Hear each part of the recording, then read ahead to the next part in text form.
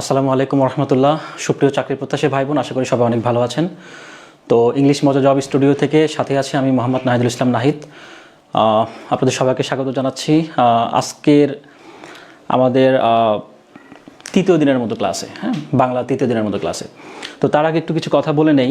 সেটা হচ্ছে যে আপনারা ইতিমধ্যেই জেনে থাকবেন যে আমাদের 75 দিনের যে ফ্রি জব সার্ভিস যেটা রয়েছে চলমান, সেটা কিন্তু আমাদের পরীক্ষা ভালো করার জন্য আমাদের ক্লাসগুলো কিন্তু চলমান রয়েছে।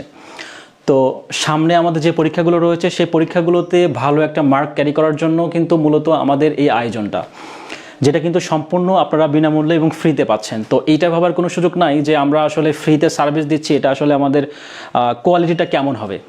তো এটা আপনারা নিঃসন্দেহে আপনি আমাদের সাথে যদি থাকেন, মোটামুটি আপনারা যারা অনেকে হয়তো বা নতুন পেজে যুক্ত হয়েছেন, আপনারা হয়তো বা অনেকে জানেন না। তো আমি একটু ছোট করে একটু যদি বলি, তো আমাদের মোটামুটি প্রায় 4000 প্রশ্নের সলিউশন দেওয়া হবে, যেটা আসলে বাছাইকৃত প্রশ্ন প্রতিটা সাবজেক্টের জন্য। যেমন বাংলা, ইংরেজি, জিকে এবং ম্যাথ সবগুলোর জন্য আলাদা আলাদা করে 1000 মিলিয়ে সব মিলিয়ে 4000 প্রশ্ন। তো যে প্রশ্নগুলো আমরা ব্যাখ্যা সহকারে যত্ন সহকারে পড়ানোর চেষ্টা করব। তো স্পেশালি যদি আমি আমার বাংলা সাবজেক্টের কথা বলি, তো বাংলা সাবজেক্টের জন্য যে 1000 প্রশ্ন রয়েছে, সেই 1000 প্রশ্নর বাছাইকৃত যে প্রশ্নগুলো রয়েছে সেগুলো আমি সর্বোচ্চ গুরুত্ব দিয়ে ব্যাখ্যা সহকারে, যেগুলো আসলে পরীক্ষা আসার মতো, তো সেগুলোকে প্রশ্ন বাছাই করে আমরা একদম চুলচেরা বিশ্লেষণ করব, যাতে করে আমরা পরীক্ষায় ভালো একটা মার্ক ক্যারি করতে পারি। এটা হচ্ছে বিষয়। আর আপনারা ইতিমধ্যে প্রাইমারি পরীক্ষা দিয়ে মোটামুটি একটা আমাদের আইডিয়া হয়েছে যে বিগত বছরের প্রশ্ন থেকে আসলে কেমন পরীক্ষা হয়। তো সুতরাং বিগত বছরের যে চাকরির যে পরীক্ষার যে প্রশ্নগুলো রয়েছে, সেগুলো যে আসলে যে কোনো প্রতিযোগিতামূলক পরীক্ষার জন্য যে গুরুত্বপূর্ণ, সেটা আসলে বলার অপেক্ষায় রাখে না। তো সে হচ্ছে বিষয়। তো যাই হোক, আমরা কথা না বাড়াই। আর আরেকটা কথা বলে ছোট্ট করে, সেটা হচ্ছে আপনারা যারা নতুন আমাদের পেজে যুক্ত হয়েছেন, দয়া করে আমাদের একটা পার্সোনাল গ্রুপ রয়েছে, সেই গ্রুপে আপনারা যুক্ত হয়ে নেবেন, যাতে করে আমাদের সবগুলো ক্লাস গ্রুপে এবং পেজে দুই জায়গায় থাকবে, কিন্তু পরবর্তীতে যাতে করে আপনাদের খুঁজতে সমস্যা না হয় এবং আমাদের সাথে যেন কানেক্ট থাকতে পারেন। আমরা যে ধরনের পিডিএফ বলুন বা বিভিন্ন প্রশ্ন আপনাদের যদি থাকে, সব কিছু যেন আপনাদের সাথে কানেক্টেড থাকতে পারি। তো সেই জন্য আমাদের পার্সোনাল গ্রুপে অ্যাড হয়ে নেবেন, এ হচ্ছে বিষয়। তো এখন আমরা শুরু করব হচ্ছে আমার বাংলার তৃতীয় দিনের মতো ক্লাস, অর্থাৎ 71 থেকে 105 পর্যন্ত যে 35টা প্রশ্ন রয়েছে, সেই 35টা প্রশ্ন আমরা একদম চুলচেরা ব্যাখ্যা বিশ্লেষণ করব। তো চলুন শুরু করা যাক।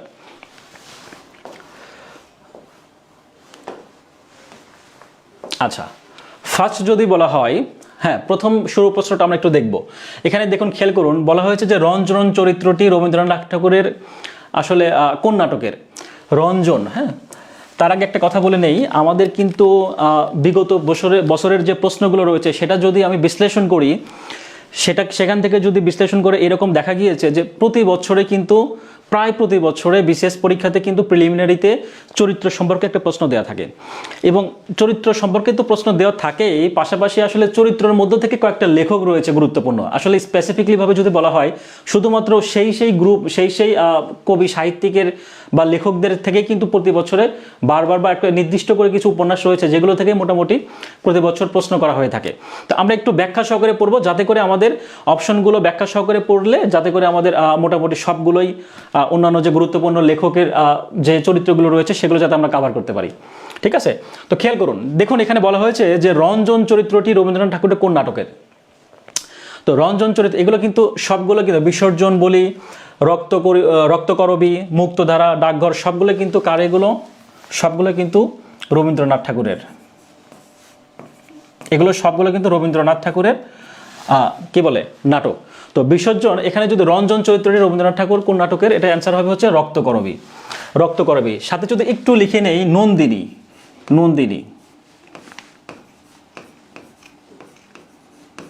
তো নন্দিনী, এই নন্দিনী চরিত্রটা কিন্তু রক্তকরবীরই একটা, রঞ্জনের মতো নন্দিনী কিন্তু হচ্ছে রক্তকরবী নাটকের হচ্ছে একটা চরিত্র। বিসর্জনের কথা যদি বলা হয়, বিসর্জনের চরিত্র হচ্ছে অপর্ণা। বিসর্জনের চরিত্র হচ্ছে অপর্ণা। আর মুক্তধারা চরিত্র কথা যদি বলা হয়, মুক্তধারা চরিত্র হচ্ছে অভিজিৎ। এবং সর্বশেষ যে নাটকটা রয়েছে ডাকঘর, রবীন্দ্রনাথ ঠাকুর একটা বিখ্যাত নাটকের মধ্যে এটা অন্যতম। ডাকঘরের চরিত্রের কথা যদি বলা হয়, সেক্ষেত্রে কি বলবো, এটা হচ্ছে অমল। আমরা জাস্ট গুরুত্বপূর্ণ কিছু চরিত্র নিয়ে আলোচনা করছি যেগুলো আসলে পরীক্ষার জন্য গুরুত্বপূর্ণ। এখানে তো আসলে চরিত্র কিন্তু আসলে শেষ নাই। একটা নাটক বা একটা উপন্যাস বা গল্প, সেখানে কিন্তু বিশাল একটা কি বলে অনেকগুলো চরিত্র থাকে। তো আমরা সবগুলো চরিত্র জানবো না, আমরা শুধুমাত্র ইম্পর্টেন্ট কিছু কিছু চরিত্র জানবো, যেই চরিত্রগুলো আসলে পরীক্ষার জন্য আমাদের খুবই গুরুত্বপূর্ণ। ঠিক আছে? তো আচ্ছা, তো আমরা জানলাম কি রঞ্জন চরিত্রটি রবীন্দ্রনাথ ঠাকুরের কোন নাটকের, সেটা আমরা কি জানলাম অ্যান্সার রক্তকরবী। হ্যাঁ, এগুলো সবগুলো হচ্ছে রবীন্দ্রনাথ ঠাকুরের নাটক, তার মধ্যে রক্তকরবী হচ্ছে এটার অ্যান্সার, পাশাপাশি রঞ্জন এবং নন্দিনী। ওকে, আমরা নেক্সট 2 নম্বর প্রশ্ন একটু খেয়াল করব। এখানে বলা হয়েছে দ্বারা দিয়া কর্তৃক বাংলা অনুযায়ী কোন বিভক্তি। এগুলো কিন্তু একদম সহজ প্রশ্ন। এটা এটা এটা আসছে 40তম বিশেষ পরীক্ষাতে। 40তম বিশেষ পরীক্ষার একটা প্রশ্ন ছিল এরকম, দ্বারা দিয়া কর্তৃক বাংলা ব্যাকরণ অনুযায়ী কোন বিভক্তি। আমরা কিন্তু মোটামুটি বিভক্তি সম্পর্কে মোটামুটি সবাই জানি। হ্যাঁ, প্রথমা থেকে আমাদের যে 7টা বিভক্তি রয়েছে, প্রথমা, দ্বিতীয়া, তৃতীয়া, চতুর্থী, পঞ্চমী, ষষ্ঠী এবং সর্বশেষ হচ্ছে কি সপ্তমী। তো এই যে 5টা যে বিভক্তি, সেই বিভক্তি আসলে কোনগুলো আমরা কিন্তু মোটামুটি সবাই জানি। তো প্রথমা বিভক্তির কথা যদি বলি, স্বরেও বা কি শূন্য বিভক্তি যেটা আমরা জানি প্রথমা বিভক্তি। দ্বিতীয় বিভক্তি হচ্ছে কি কে রে, দ্বিতীয় বিভক্তি হচ্ছে কে রে। তো তৃতীয় বিভক্তির কথা যদি বলা হয়, কি বলছে এখানে দ্বারা দিয়া কর্তৃক। আমরা কিন্তু এগুলো প্রায় সবাই কিন্তু জানি। হ্যাঁ, তারপর একটু স্মরণ করে দিচ্ছি, দ্বারা দিয়া কর্তৃক। তো দ্বারা দিয়া কর্তৃক যদি হয় সেটা কিন্তু আসলে তৃতীয় বিভক্তি হবে। হ্যাঁ, তৃতীয় বিভক্তি। আমাদের প্রশ্নে একটু খেয়াল করব, প্রশ্নে কি বলা হয়েছে, প্রশ্নে বলা হয়েছে যে দ্বারা দিয়া কর্তৃক বাংলা ব্যাকরণ অনুযায়ী কোন বিভক্তি। তার মানে আমরা এখানে পেয়ে গেছি তৃতীয় বিভক্তির মধ্যে কিন্তু আমরা এটা পেয়ে গেছি। তো চতুর্থ বিভক্তির ক্ষেত্রে যদি বলি, এটা একটু লিখে দেই যাতে করে আমাদের পরবর্তীতে অন্যান্য বিভক্তির ক্ষেত্রে সুবিধা হবে। তো চতুর্থ বিভক্তি হচ্ছে কে রে, জন্য, তরে। কে রে, জন্য, তরে। আমার লেখা যদি কোনো বুঝতে হয় আপনারা কাইন্ডলি একটু কমেন্টে জানাবেন। হ্যাঁ, আমি আপনাদের বোঝানোর চেষ্টা করব। ওকে, খেয়াল করুন এখানে। হ্যাঁ, দ্বারা দিয়া কর্তৃক। আচ্ছা, তো পঞ্চম বিভক্তি কি রয়েছে। পঞ্চম বিভক্তির ক্ষেত্রে আমরা জানি যে হইতে থেকে চেয়ে, হইতে থেকে চেয়ে, হইতে থেকে চেয়ে, এগুলো কি, এগুলো হচ্ছে পঞ্চমী বিভক্তির উদাহরণ। হ্যাঁ, এগুলো হচ্ছে পঞ্চম বিভক্তির এই উদাহরণ। ষষ্ঠী বিভক্তির ক্ষেত্রে কি জানি আমরা যে র এবং এর, এটা হচ্ছে ষষ্ঠী বিভক্তির উদাহরণ। আচ্ছা, আর সপ্তমী বিভক্তির ক্ষেত্রে জানি যে হচ্ছে কি এ অন্তুস্থ অ এবং তে, এ অন্তুস্থ অ এবং তয়াকারে তে। তো এই 3টা হচ্ছে আমরা বিভক্তি সম্পর্কে, এ অন্তুস্থ অতে। তো এই কয়টা 7টা বিভক্তির সম্পর্কে আমরা জানি। তো পরীক্ষায় কিন্তু আমাদের যখন কারক সম্পর্কে যখন আমরা প্রশ্ন করা হয়, যখন আমরা পরীক্ষার সেন্টারে যাই, অনেক সময় কিন্তু আমরা কনফিউশন তৈরি হয়ে যায়। দেখা যাচ্ছে আমরা কিন্তু কারক সম্পর্কে জানলাম যেটা আসলে কর্তৃকারক হবে নাকি অপাদান নাকি অধিকরণ, কিন্তু সমস্যা কোন জায়গায় লেগে যায়, আমরা কিন্তু অনেক সময় কি হয়, আমরা এটা আসলে কত বিভক্তিটা আসলে কি তৃতীয় বিভক্তি না চতুর্থী না কোনটা, আসলে বিভক্তির সম্পর্কে আমাদের জ্ঞান না থাকার জন্য কিন্তু আমরা পরীক্ষা অনেক সময় দ্বিধাদ্বন্দ্ব পড়ে যাই। আচ্ছা, খেয়াল করুন, প্রথম বিভক্তি হচ্ছে আমরা জেনেছি কি স্বরেয় বা শূন্য বিভক্তি, দ্বিতীয় হচ্ছে কে রে, তৃতীয় বিভক্তি হচ্ছে দ্বারা দিয়া কর্তৃক, চতুর্থ বিভক্তি কে রে জন্য তরে, পঞ্চমী হচ্ছে হইতে থেকে চেয়ে, ষষ্ঠী বিভক্তি হচ্ছে রয়ের এবং সপ্তমী হচ্ছে কি এ অন্তুস্থ অতে। তো প্রশ্ন অনুপাতে দ্বারা দিয়া কর্তৃক হচ্ছে বাংলা ব্যাকরণের এই যে এখানে তৃতীয় বিভক্তি, এটা তৃতীয় বিভক্তি দ্বারা দিয়া কর্তৃক। আচ্ছা, তো এখন আমরা তৃতীয় বিভক্তি সম্পর্কে জানলাম, বিভক্তি সম্পর্কে একটু জানার চেষ্টা করলাম। তো নেক্সট প্রশ্ন একটু দেখার চেষ্টা করি। খেয়াল করি যে বাংলা একাডেমির সংক্ষিপ্ত বাংলা অভিধান এর সম্পাদককে। আমাদের কিন্তু পরীক্ষায় প্রতিযোগিতামূলক পরীক্ষার ক্ষেত্রে কিন্তু প্রায় কিছু বইয়ের নাম থাকে যেগুলো আসলে বাংলা একাডেমি বা বাংলা বই রিলেটেড, হ্যাঁ সাহিত্য বই রিলেটেড। তো খেয়াল করুন, এখানে বলা হয়েছে যে বাংলা একাডেমির সংক্ষিপ্ত বাংলা অভিধানটা এর সম্পাদক হচ্ছে আহমেদ শরীফ, এর সম্পাদনা করেছেন আহমেদ শরীফ। কিন্তু পরীক্ষায় যদি আসে যে বাংলা একাডেমির এই সংক্ষিপ্ত জায়গায় যদি থাকে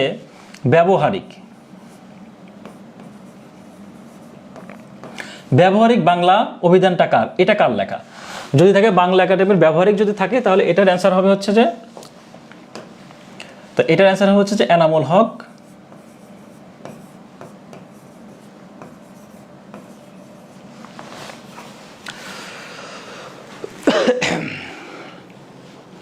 এটার অ্যান্সার হচ্ছে কি এনামুল হক এবং শিবপ্রসন্ন লাহিড়ী।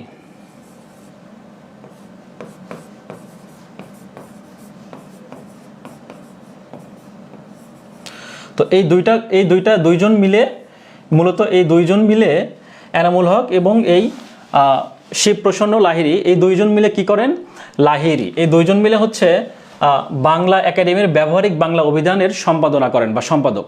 তো যদি প্রশ্ন হয় এরকম বাংলা একাডেমির আঞ্চলিক অভিধান কার কার লেখা? যদি বলা হয় যে বাংলা একাডেমির আঞ্চলিক অভিধান, যদি বলে এখানে শুধু আঞ্চলিক অভিধান, একটু খেয়াল করি, বাংলা একাডেমির আঞ্চলিক অভিধান যদি বলা হয়,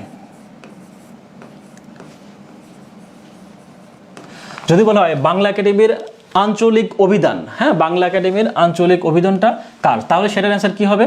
সেটার অ্যান্সার কিন্তু আবার হয়ে যাবে কি ডক্টর মোহাম্মদ শহীদুল্লাহ। ডক্টর মোহাম্মদ শহীদুল্লাহ, হ্যাঁ, আঞ্চলিক যদি বলে তাহলে কিন্তু শহীদুল্লাহ অ্যান্সার হয়ে যাবে। তার মানে আমরা এখান থেকে তিনটা বিষয় জানলাম। একটা হচ্ছে বাংলা একাডেমির সংক্ষিপ্ত বাংলা অভিধানের সম্পাদনা কে করেছেন, অ্যান্সার হচ্ছে আহমেদ শরীফ। আর যদি বলা হয় যে বাংলা একাডেমির ব্যবহারিক বাংলা অভিধানটা সম্পাদনা কে করেছেন বা কার, সেটার অ্যান্সার যদি ব্যবহারিকের কথা বলে আমরা কি জেনেছি, সেটা হচ্ছে এনামুল হক এবং শিব প্রসন্ন লাহিড়ী, দুইজন মিলে এটা সম্পাদনা করেছেন। আর যদি বলা হয় যে বাংলা একাডেমির আঞ্চলিক অভিধান এর সম্পাদককে, সেক্ষেত্রে আমরা কি জেনেছি, ডক্টর মোহাম্মদ শহীদুল্লাহ। আচ্ছা, আমরা এখন পরবর্তী প্রশ্ন একটু খেয়াল করব। পরবর্তী প্রশ্ন বলা হয়েছে যে আল আলী এবং হুতমি ভাষা বলা হয় কোন ভাষাকে? এটা কিন্তু 13তম ব্যাসকের প্রবাসক নিবন্ধন পরীক্ষা ছিল 2016 সালে, এটা পরীক্ষার 2016 প্রবাসক নিবন্ধন পরীক্ষার এটা প্রশ্ন ছিল এরকম যে আল আলী এবং হুতমি ভাষা বলা হয় কোন ভাষাকে? তো আল আলী এবং হুতমি ভাষা বলা, এটা কিন্তু অ্যান্সার হবে হচ্ছে চলিত ভাষা। তো এখন একটু খেয়াল করুন যে আল আলী ভাষাটা আসলে কি? আল আলী এবং হুতমি ভাষা বলা হয় কোন ভাষাকে? চলিত ভাষা। অর্থাৎ চলিত ভাষার মাধ্যমে যেই ভাষাটা হয় বা যে ভাষাটাকে বলা হয় কি, সেটা হচ্ছে কি আল আলী এবং হুতমি ভাষা। তো এখন আল আলী ভাষায় কিন্তু একটা উপন্যাস রয়েছে, সেটা হচ্ছে আমরা জানি যে আলালের ঘরের দুলাল, হ্যাঁ, এটা একটু লিখে দিই। যদি বলা হয় আচ্ছা আলালের ঘরের দুলাল, আলালের ঘরের দুলাল, তো আলালের ঘরের দুলাল এটা কিন্তু একটা বিখ্যাত উপন্যাস। এটা কার উপন্যাস? আমরা জানি যে এটা হচ্ছে যে প্যারীচাঁদ মিত্রের, হচ্ছে আলালের ঘরের দুলাল প্যারীচাঁদ মিত্রের একটা বিখ্যাত উপন্যাস। তো এইটা মূলত আলালি ভাষায় বা আলালি যে ভাষাটা আসলে সেটাকে কেন্দ্র করে রচিত হয়েছে। তো আলালের ঘরের দুলাল এটা কত সালে প্রকাশিত হয়? 1858। এটা কিন্তু পরীক্ষায় বিগত প্রশ্নের প্রশ্ন অ্যান্সার এটা, হ্যাঁ, এটাও কিন্তু বিগত প্রশ্ন যে কত সালে আলালের ঘরের দুলাল উপন্যাসটি প্রকাশিত হয়, সেটার অ্যান্সার হচ্ছে কি 1858 সাল। তার মানে আমরা কয়েকটা প্রশ্ন এখানে জানলাম যে আলালি ও হুতমি ভাষা বলা হয় কোন ভাষাকে, অ্যান্সার হচ্ছে চলিত ভাষা। আলালি ভাষায় লেখা হয় আলালের ঘরের দুলাল উপন্যাস, যেটা লিখেছেন হচ্ছে প্যারীচাঁদ মিত্র, যেটা লিখেছেন হচ্ছে প্যারীচাঁদ মিত্র, হ্যাঁ,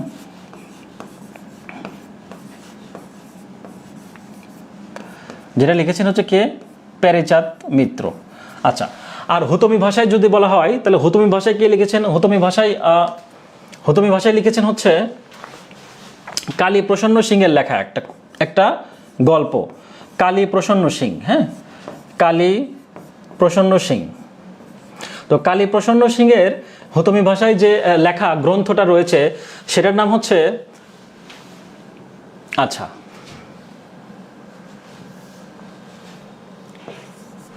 সেটার নাম হচ্ছে হুতম প্যাচার নকশা।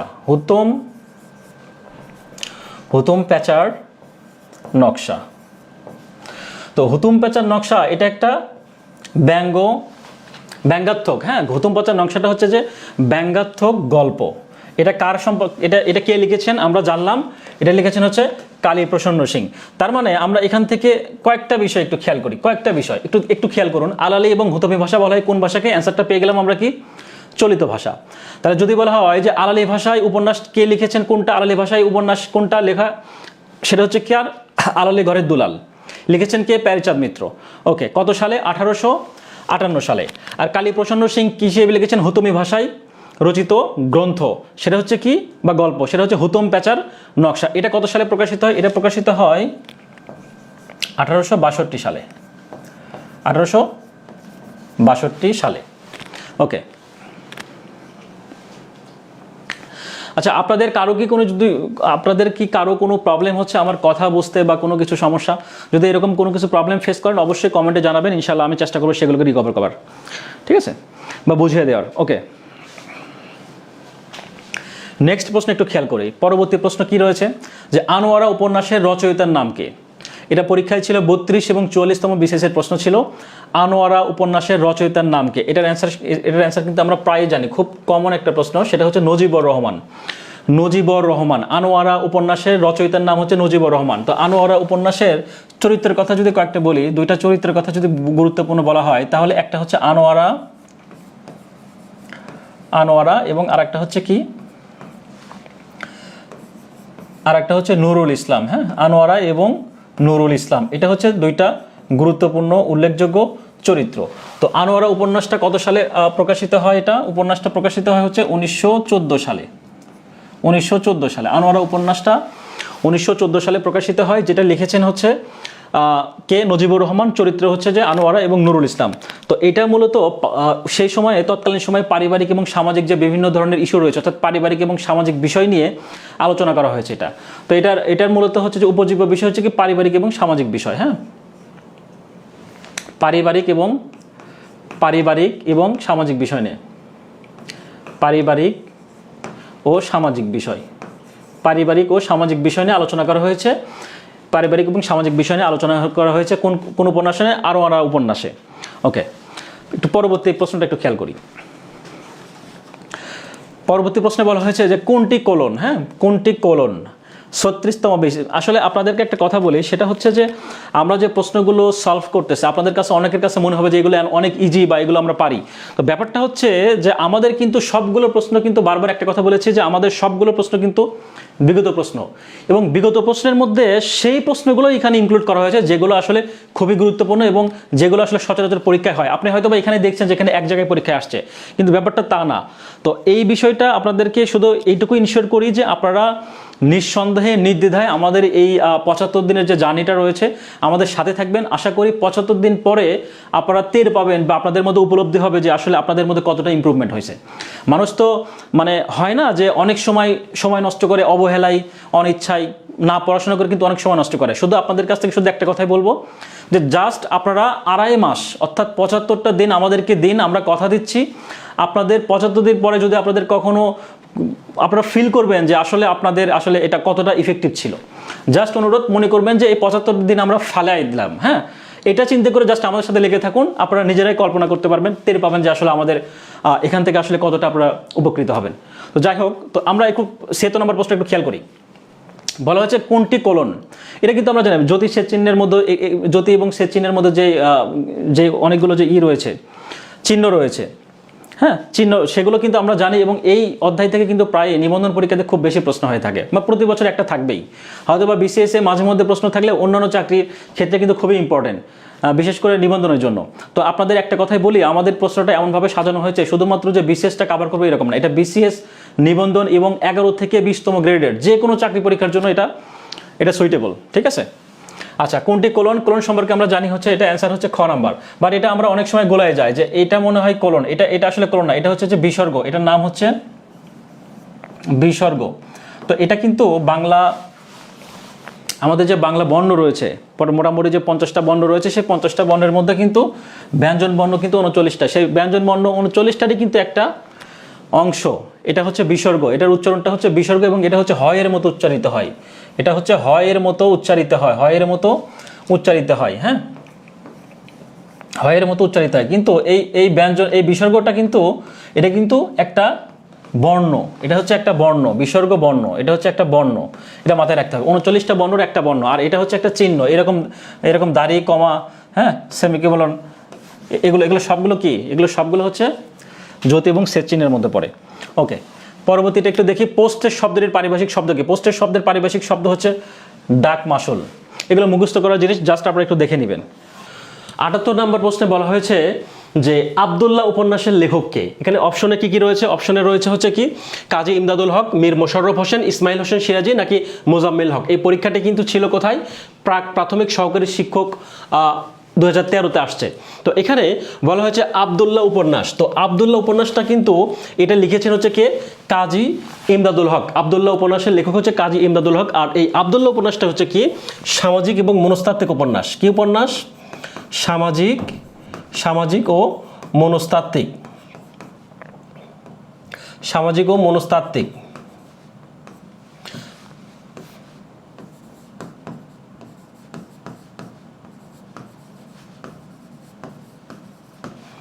সামাজিক ও মনস্তাত্ত্বিক উপন্যাস হচ্ছে কোনটি? আব্দুল্লাহ উপন্যাস। তো এই আব্দুল্লাহ উপন্যাসটা কিন্তু সর্বপ্রথম ধারাবাহিকভাবে প্রকাশিত হয় কোনটি? কোথায়? মুসলিম ভারত পত্রিকায়। মুসলিম ভারত পত্রিকায় কি হয়? এই উপন্যাসটি ধারাবাহিকভাবে প্রকাশিত হয়ে থাকে এবং যদি বলে গ্রন্থ আকারে প্রকাশিত হয় তাহলে সেটা হচ্ছে কত সালে হবে? 1933 সালে। 1933 সালে এই উপন্যাসটি কি করা হয়, গ্রন্থ আকারে প্রকাশিত হয়। পরবর্তী প্রশ্ন বলতে সংশয়ের বিপরীতার্থক শব্দ কি? সংশয়, সংশয়ের বিপরীত শব্দ আমরা জানি প্রত্যয়। হ্যাঁ, নির্ভয়ের বিপরীত শব্দ কিন্তু আমরা জানি হচ্ছে যে নির্ভয়, ভয়। নির্ভয়ের বিপরীত শব্দ হচ্ছে ভয়। বিস্ময়ের বিপরীত শব্দ যদি বলি তাহলে স্বাভাবিক। বিপরীত শব্দ কিন্তু পরীক্ষায় খুব আসে, বিশেষ পরীক্ষাতে। স্বাভাবিক, দ্বিধা, নির্দ্বিধা।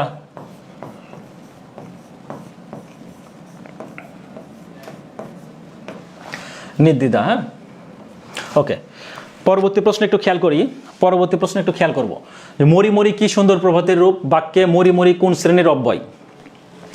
বাক্যে মরি মরি কোন শ্রেণীর অব্যয়? একটু খেয়াল করি, যে সকল অব্যয় বাক্যে অন্য পদের সাথে সম্পর্ক না রেখে, যে সকল অব্যয় বাক্যে অন্য পদের সাথে সম্পর্ক না রেখে নিজেই ভাব প্রকাশ করে, অর্থাৎ নিজেই অর্থ প্রকাশ করে, সেটাকে আমরা কি বলবো?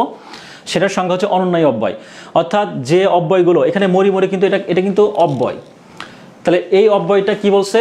সংজ্ঞাটা আমরা জানি কি, অনন্যয়ী অব্যয়ের আমরা সংজ্ঞাটা এটা, সেটা হচ্ছে যে সকল অব্যয় অন্য অন্য পদের, এই যে বাক্যে কি সুন্দর প্রভাতের রূপ, তো এখানে অন্যান্য পদের সহযোগিতা ছাড়াই নিজে একটা সম্পূর্ণ আলাদা অর্থ প্রকাশ করবে। তো সেই ক্ষেত্রে যদি প্রকাশ করে তাহলে তার নাম হবে হচ্ছে অনন্যয়ী অধ্যায়, অনন্যয়ী অব্যয়। তাহলে খেয়াল করুন, এখানে কিন্তু মরি মরি কি সুন্দর প্রভাতের রূপ, এটা কিন্তু একটা আলাদা, কি সুন্দর একটা প্রভাতের রূপ, এটা কিন্তু আলাদা বাক্য। তো সেই হিসেবে যদি মরি মরি, এটা দ্বারা কিন্তু একটা পরিপূর্ণ অর্থ প্রকাশ করতেছে। তো পরিপূর্ণ অর্থ প্রকাশ করলে সেটার অ্যান্সার কি হবে আমরা জানাছি, অনন্যয়ী। যদি বলা হয় উফ পায়ে, যদি বলা হয় উফ পায়ে ব্যথা লেগেছে, পায়ে ব্যথা লেগেছে, তো সেই ক্ষেত্রে এখানে খেয়াল করুন, এই যে এখানে কিন্তু এটা হচ্ছে যে বিস্ময়সূচক চিহ্ন। তো এখানে খেয়াল করুন, উফ মানে কখনো যখন হাঁটতে গিয়ে অনেক সময় আমরা আঘাত পাই না, পড়ে গিয়ে, বা অনেক সময় আমাদের পায়ে কিন্তু কি বলে, অনেক সময় পড়ে গিয়ে আমাদের ব্যথা লাগে, তো অনেক সময় আমরা বলি না যে উফ পায়ে ব্যথা লেগেছে। তো সেই ক্ষেত্রে উফটা কিন্তু এখানে কিন্তু এই উ শব্দ দ্বারা কিন্তু এখানে একটা পরিপূর্ণ অর্থ প্রকাশ পাচ্ছে, উ শব্দ দ্বারা পরিপূর্ণ অর্থ প্রকাশ পাচ্ছে। তো সেই ক্ষেত্রে সেটা আমরা কি জানি, অনন্যয়ী অব্যয়। আর যদি অনুকার অব্যয়ের কথা বলা হয়, অনুকার অব্যয় হচ্ছে যে সকল অব্যয় ধ্বনি বা শব্দের অনুকরণে গঠিত হয়। কি বলছে? যে সকল অব্যয় ধ্বনি বা শব্দের অনুকরণে, সেটা কীরকম একটু খেয়াল করুন। যদি বলা হয় হচ্ছে গুড় গুড়, যে অনেক সময় যখন মেঘ আকাশ যখন মেঘলা হয় তখন কিন্তু গুড় গুড় করে কি হয়, শব্দ হয়। তো সেই গুড় গুড় শব্দটাকে বা সেই ধ্বনিটাকে আমরা কি বলতে পারি, অনুকার। বা অনেক সময় কি হয়, মরমর মরমর করে না, শুকনো পাতার কিন্তু আমরা মরমর শব্দ শুনতে পাই, পায়ের নিচে যদি শুকনো পাতা পড়ে তাহলে কিন্তু মরমর শব্দ হয়। তো সেটা কিন্তু কি একটা ধ্বনি বা শব্দের রূপ। হ্যাঁ, তো সেক্ষেত্রে কি আমরা সেটাকে কি বলবো, অনুকার বলবো। বা যদি বলে অনেক সময় বৃষ্টি হয়, ঝুমঝুম করে বৃষ্টি পড়ে, বৃষ্টির দিনে কিন্তু অনেক সময় ঝুমঝুম করে বৃষ্টি পড়ে, যেটা টিনের চালে শব্দ হয় অনেক সময়, সেগুলোকে আমরা কি বলবো, অনুকার অব্যয়। তার মানে আমরা যেটা জানলাম সেটা হচ্ছে যে সকল অব্যয় বাক্যের অন্যান্য পদের সাথে যুক্ত না হয়ে একটা সম্পূর্ণ আলাদাভাবে ভাব প্রকাশ করতে পারে, সেটা হচ্ছে অনন্যয়ী অব্যয়। আর যে সকল অব্যয় এবং শব্দ কি করে, যে সকল অব্যয় এবং শব্দ কি হয়, ধ্বনি বা শব্দের অনুকরণে অর্থ প্রকাশ করে, শব্দ অনুকরণ হয় মূলত আর কি। তো সেটাই হচ্ছে যে কি, অনুকার অব্যয়। তাহলে আমরা সঠিক অ্যান্সার পাইলাম কোনটা, অনন্যয়ী অব্যয়। আচ্ছা, এটা 18তম BCS এর প্রশ্ন ছিল। একটু খেয়াল করি পরবর্তী প্রশ্ন, চাষাভূষার কাব্য কার রচনা? চাষাভূষার কাব্য এটা কিন্তু খুবই বিখ্যাত একটা, কি বলবো, বিখ্যাত একটা কাব্য বলা যায় আর কি, নির্মলেন্দু গুণের একটা বিখ্যাত কাব্য। হ্যাঁ, চাষাভূষার কাব্য। তো নির্মলেন্দু গুণের আরও বেশ কয়েকটা বিখ্যাত কাব্য রয়েছে, তার মধ্যে রয়েছে হচ্ছে কি, প্রেমাংশুর রক্ত চাই, না প্রেমিক না বিপ্লবী, বাংলার মাটি বাংলার জল। হ্যাঁ, একটু লিখে দেই, প্রেমাংশুর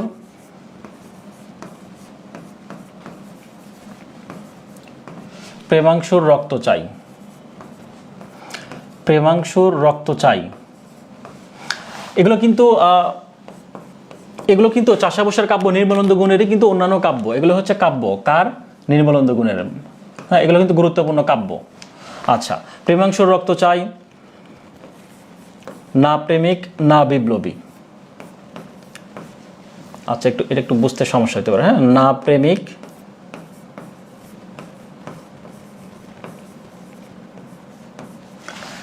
যদি বলে না প্রেমিক না বিপ্লবী, তার বেশ কয়েকটা কিন্তু কাব্যগ্রন্থ রয়েছে, তার মধ্যে আমি কয়েকটা কাব্য লিখে দিলাম যেগুলো আসলে খুবই গুরুত্বপূর্ণ। বাংলার মাটি, বাংলার জল। তো মূলত এখান থেকেই যদি আসে পরীক্ষাতে, মূলত মোটামুটি এর মধ্য থেকেই আসার কথা। হ্যাঁ, বাংলার জল। ওকে, তো এই তিনটা চাষাবসার কাব্য ছাড়াও নির্মলেন্দু গুণের কিন্তু আরও তিনটা গুরুত্বপূর্ণ কাব্যর কথা আমরা জেনেছি। প্রেমাংশুর রক্ত চাই, তারপর হচ্ছে কি না প্রেমিক না বিপ্লবী, বাংলার মাটি, বাংলার জল। ওকে, পরবর্তী প্রশ্ন একটু খেয়াল করি। বর্গীয় জ উচ্চারণটা আসলে কিভাবে হয়? বর্গীয় জ আমরা নিশ্চয়ই ব্যঞ্জন বর্ণ, ধ্বনি বিপর্যয় বা ধ্বনি বা বর্ণর অধ্যায়গুলো আমরা জেনেছি। তো সেখানে কিন্তু প্রায়ই কিন্তু আমাদের একটা প্রশ্ন থাকে, এই জিহ্বামূলীয় বর্ণ বা কোনটা আসলে কোন বর্ণ। এখান থেকে কিন্তু প্রতি বছরে প্রায় কোনো না কোনো চাকরি পরীক্ষা থাকেই কিন্তু, এবং আমাদের মধ্যে দ্বিধাদ্বন্দ্বের তৈরি হয়। একটু খেয়াল করি, বর্গীয় জ হচ্ছে কি ধ্বনি? এটা আমরা জানি কি জিহ্বামূলীয় বর্ণ মানে কি? জিহ্বামূল মানে হচ্ছে অর্থাৎ আমরা কণ্ঠ থেকে যেটা বের হবে, একদম কণ্ঠ গলার নিচ থেকে যেটা বের হবে সেটাকে আমরা জিহ্বামূলীয় বলি, বা এটাকে আমরা কণ্ঠবর্ণ বলতে পারি। কণ্ঠবর্ণ বলতে পারি। হ্যাঁ, কণ্ঠ থেকে যেটা আসে, কণ্ঠ থেকে কি রয়েছে? কণ্ঠ থেকে আমরা জানি হচ্ছে কি, এখানে যদি বলে ক, খ, গ, ঘ, উ, এগুলো কিন্তু কণ্ঠ থেকে আসে। হ্যাঁ, এগুলো কিন্তু সবগুলো কণ্ঠ থেকে আসে। যদি তালব্য বর্ণের অপর নাম হচ্ছে কি বর্ণ? তালব্য বর্ণের অপর নাম হচ্ছে ঘৃষ্ট বর্ণ। তালব্য বর্ণের অপর নাম হচ্ছে কি ঘৃষ্ট বর্ণ। তো ঘৃষ্ট বর্ণ কোনগুলো? ঘৃষ্ট বর্ণ হচ্ছে চ, ছ। ঘৃষ্ট বর্ণ হচ্ছে চ, ছ, বর্গীয় ঝ, ইয়। চ, ছ, বর্গীয় ঝ এবং ইয়। তো এগুলো কিন্তু, এই বর্ণগুলো হচ্ছে কি বর্ণ? এই বর্ণগুলো হচ্ছে তালব্য বর্ণ বা ঘৃষ্ট বর্ণ। তালব্য বর্ণের অপর নাম হচ্ছে আমরা কি জানলাম? ঘৃষ্ট বর্ণ। আর জিহ্বামূলীয় বর্ণের অপর নাম হচ্ছে কণ্ঠ। আর দন্ত হচ্ছে কি? অগ্রদন্তমূল। হ্যাঁ, অগ্রদন্তমূল। এটার অন্য নাম হচ্ছে, এটার নাম হচ্ছে অগ্রদন্তমূল।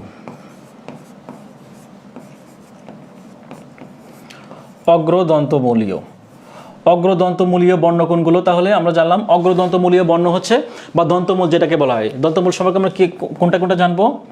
ত, থ, দ, ধ, দন্তন্য। এগুলো কি? ত, থ, দ, ধ, দন্তন্য। এগুলো হচ্ছে অগ্রদন্তমূলীয় বা দন্তন্য বর্ণ। আর ওষ্ঠ মানে কি আমরা জানি? ওষ্ঠ মানে কি? দুইটা ঠোঁট যখন এক জায়গায় হয় কথা বলতে গিয়ে, তো যে বর্ণগুলো উচ্চারণ করতে দুইটা ঠোঁট এক জায়গায় লেগে যায় সেগুলোকে আমরা ওষ্ঠবর্ণ জানবো। ওষ্ঠবর্ণ কি কি রয়েছে? যদি বলা হয় প, ফ, ব, ভ, ম, তো এগুলো সবগুলো হচ্ছে কি বর্ণ? ওষ্ঠবর্ণ। তাহলে প্রশ্ন এসছে হচ্ছে বর্গীয় জ হচ্ছে কি বর্ণ? তাহলে বর্গীয় জ আমরা জানলাম, বর্গীয় জ হচ্ছে যে তালব্য বর্ণ অথবা ঘৃষ্ট বর্ণ। এখানে বর্গীয় জটা এই জায়গায় আছে, অর্থাৎ তালব্য বর্ণ। সঠিক অ্যান্সার তাহলে আমরা যেটা পেলাম সেটা হচ্ছে তালব্য বর্ণ। ওকে, পরবর্তী প্রশ্ন একটু খেয়াল করি। পরবর্তী প্রশ্নে বলা হচ্ছে জন্ডিস ও বিবিধ বেলুন, এক্সপ্লোসিট ও মূল সমস্যা প্রভৃতি নাটকের নাট্যকারের নাম কি? এখানে নাটকের নাম আমরা কিন্তু জানি, বাংলা সাহিত্যে বা বাংলাতে কিন্তু নাটকের মধ্যে কিন্তু সেলিম আল দীনের কথা কিন্তু খুবই গুরুত্ব সহকারে বলা যায়। হ্যাঁ, সেলিম আল দীন। সঠিক অ্যান্সার হচ্ছে সেলিম আল দীন। সঠিক অ্যান্সার সেলিম আল দীন। তাহলে এটার অ্যান্সার কি জানলাম? জন্ডিস ও বিবিধ বেলুন। এটা জন্ডিস ও বিবিধ বেলুন, এটা 1975 সালে প্রকাশিত হয়। এটা হচ্ছে 1975 সালে প্রকাশিত হয়। এবং এক্সপ্লোসিট ও মূল সমস্যা, এটা হচ্ছে 1972 সালে প্রকাশিত হয়। ওকে, 1972 সালে প্রকাশিত হয়। আচ্ছা, পরবর্তী প্রশ্ন একটু খেয়াল করি। শীতার্থ এর সন্ধি বিচ্ছেদ কি? বেসামরিক বিমান চলাচল কর্তৃপক্ষের এয়ার ফায়ার লিডার। আসলে এটা অনেকগুলোই প্রশ্ন, এই টাইপের প্রশ্ন কিন্তু অনেকগুলোই ছিল, বাট আমি লেখা হয়নি এই পাশে। লিখলে এখানে দেখা যাচ্ছে যে কোথায় কোন পরীক্ষায় আসছে এগুলো লিখতে ভরে যেত। তো ব্যাপারটা হচ্ছে সন্ধি বাংলা ব্যাকরণের এমন একটা গুরুত্বপূর্ণ অধ্যায়, এখান থেকে প্রতি বছরের প্রশ্ন থাকে এবং এখান থেকে বিসিএস, শুধু এটা আসলে যে শুধুমাত্র বিসিএস এর কথা বলছি না, বিসিএস বলুন, এনটিআরসিএ বলুন, নিবন্ধন বলুন, ইভেন 11 থেকে মানে আমি যে পরীক্ষার কথাই বলুন, খাদ্য অধিদপ্তরের যে কোনো পরীক্ষার কথা বলুন না কেন, এখান থেকে প্রশ্ন আসবে, মাস্ট আসবে, এটার কোনো সন্দেহ নেই। সুতরাং এটা খুবই গুরুত্বপূর্ণ একটা অধ্যায়।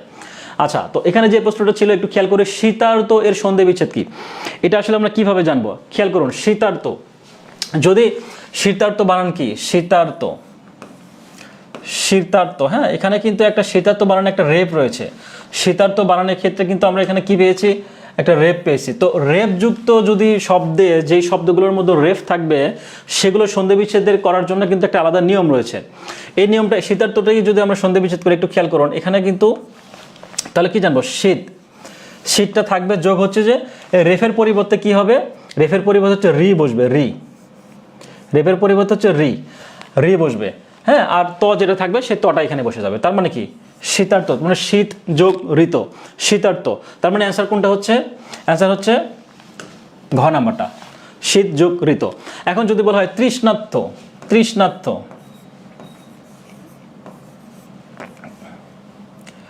তৃষ্ণার্থ, তো তৃষ্ণার্তর ক্ষেত্রে, তৃষ্ণার্তর ক্ষেত্রে যদি ভাঙ্গানো হয় সেক্ষেত্রে কি অ্যান্সার হবে, একই রকম। তাহলে এই ক্ষেত্রে কিভাবে, এটা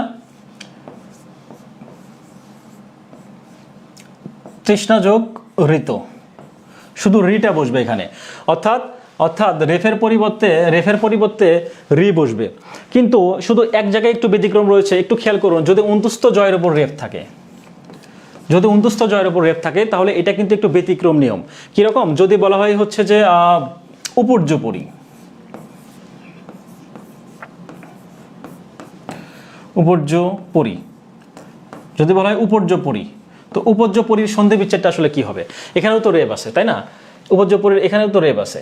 তো এটার সন্ধি বিচ্ছেদের কথা যদি বলা হয় তাহলে সেই ক্ষেত্রে যদি অন্তুস্থ জয়ের উপরে রেফ থাকে, হ্যাঁ, যদি অন্তুস্থ জয়ের উপরে রেফ থাকে, সেটার নিয়ম যেটা থাকবে, সেটার নিয়ম হচ্ছে, এটা অন্তুস্থ জয়ের উপরে রেফ যদি থাকে তাহলে সেটা হচ্ছে যে কি হবে, রি হবে, রি, এর পরিবর্তে হচ্ছে রি হবে। আর আমরা যদি শুধু রেফ জানি তাহলে এটার পরিবর্তে আমরা কি জানছি, রি হবে, শুধু রি হবে। তাহলে তাহলে উপর্যুপরি বানানোর ক্ষেত্রে আমরা এটা সন্ধি বিচ্ছেদটা কি করব, তাহলে খেয়াল করুন, উপর্যুপরি তার মানে এটা কি, পুরোটা অন্তুস্থ জয়ের উপরে রেফ মিলে আমরা কি পরিবর্তে জানছি, এটা র হবে, শুধু রি। তাহলে সামনে যেটা আছে সেটা বসালাম, উপরটা বসালাম, আর অন্তুস্থ জয়ের উপর যেটা আছে সেটার আমরা কি করব, ওটার পরিবর্তে কি জানলাম, রি, উপর্যুপরি। তাহলে কি এখানে যে অন্তুস্থ শেষে যে একটা রস্য আছে, তার মানে কি, রস্য মানে কি, রস্য মানে আমরা জানি সেটা হচ্ছে কি রস্য, রস্যকে যদি আমরা বর্ণের মাধ্যমে লিখি তাহলে কি আমরা পাবো, তাহলে উপরি যোগ উপরি, উপরি যোগ উপরি, উপর্যুপরি।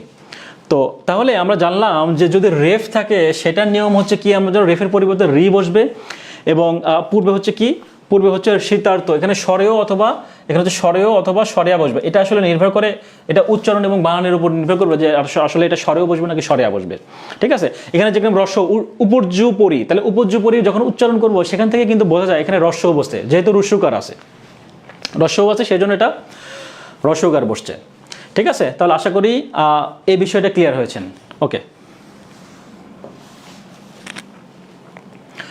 পরবর্তী প্রশ্ন একটু খেয়াল করি, কোনটি অপ্রাণীবাচক শব্দের বহুবচনে ব্যবহৃত হয়, কোনটি অপ্রাণীবাচক, প্রাণীবাচক এবং অপ্রাণীবাচকের ক্ষেত্রে কিন্তু অনেক কিছু আমরা জানি। তো এটার প্রশ্ন হচ্ছে, অ্যান্সারটা হচ্ছে এরকম, কোনটি অপ্রাণীবাচক শব্দের বহুবচনে ব্যবহৃত হয়, সেটা সঠিক অ্যান্সার হচ্ছে কি হবে, দাম, সঠিক হচ্ছে দাম। তো খেয়াল করি এখানে আরো কিছু শব্দ রয়েছে, যেমন যদি বলা হয় আলী, আলী, মালা, তারপর হচ্ছে দাম, তারপর কি, তারপর হচ্ছে রাজি, রাশি, হ্যাঁ। তো এইরকম এই শব্দগুলো যদি থাকে সেগুলোকে আমরা কোথায় ব্যবহার করব, সেগুলো হচ্ছে যে অপ্রাণীবাচক। এগুলো হচ্ছে কিসের ক্ষেত্রে ব্যবহৃত হবে, এগুলো ব্যবহৃত হচ্ছে অপ্রাণীবাচকের ক্ষেত্রে, এগুলো হচ্ছে অপ্রাণীবাচক,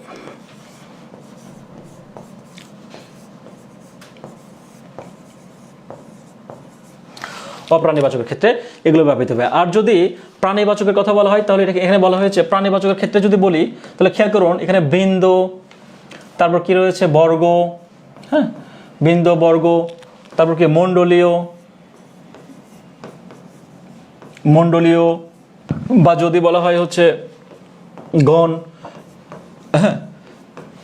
তো এই শব্দগুলো যেরকম সুধীবৃন্দ বলে না অনেক সময়, যে সুধীবৃন্দ, তারপর সম্মানিত ব্যক্তিবর্গ, ঠিক আছে। তো এইরকম এগুলো হচ্ছে কি প্রাণীবাচক, প্রাণীবাচকের ক্ষেত্রে, এবং সম্মানিত প্রাণীবাচক। আচ্ছা, সম্মানিত প্রাণীবাচকের ক্ষেত্রে কিন্তু এটা ব্যবহৃত হয়। ওকে, আর কুলটা হচ্ছে কোথায় ব্যবহৃত হয়? প্রাণী এবং অপ্রাণী সব জায়গায়। যেরকম খেয়াল করুন, যদি বলা হয় কুল, তারপর যদি বলা হয় সকল,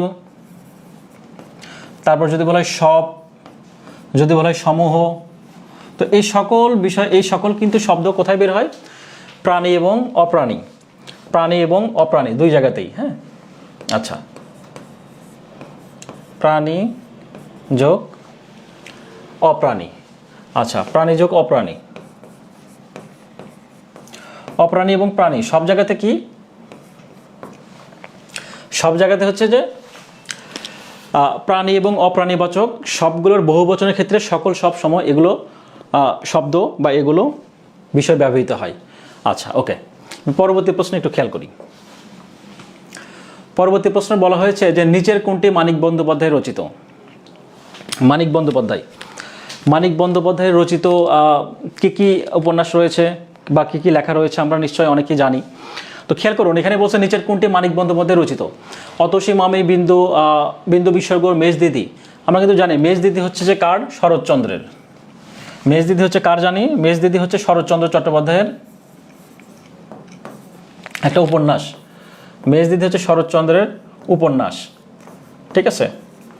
আর তাহলে অ্যান্সারটা কি হবে? মানিক বন্দ্যোপাধ্যায়ের রচিত। মানিক বন্দ্যোপাধ্যায়ের রচিত হচ্ছে অতসী মামি, হচ্ছে যে একটা গ্রন্থ, গল্প গ্রন্থ। এটা অতসী হচ্ছে গল্প গ্রন্থ, কার?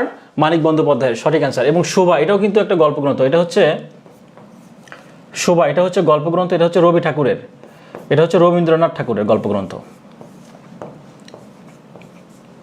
রবীন্দ্রনাথ ঠাকুরের গল্প গ্রন্থের নাম হচ্ছে কি জানলাম? শোভা। আর বিন্দু বিসর্গটা হচ্ছে কার? বিন্দু বিসর্গ হচ্ছে যে আত্মজীবনীমূলক গল্প। এটা হচ্ছে আত্মজীবনীমূলক, বিন্দু বিসর্গ হচ্ছে আত্মজীবনীমূলক একটা গল্প। সেটা হচ্ছে যে নীলিমা ইব্রাহিম, নীলিমা ইব্রাহিমের লেখা। নীলিমা ইব্রাহিমের, নীলিমা ইব্রাহিম। আচ্ছা, এই নীলিমা ইব্রাহিমের আত্মজীবনীমূলক যে গ্রন্থ বা বই, সেটা হচ্ছে যে বিন্দু বিসর্গ, বিন্দু বিসর্গ।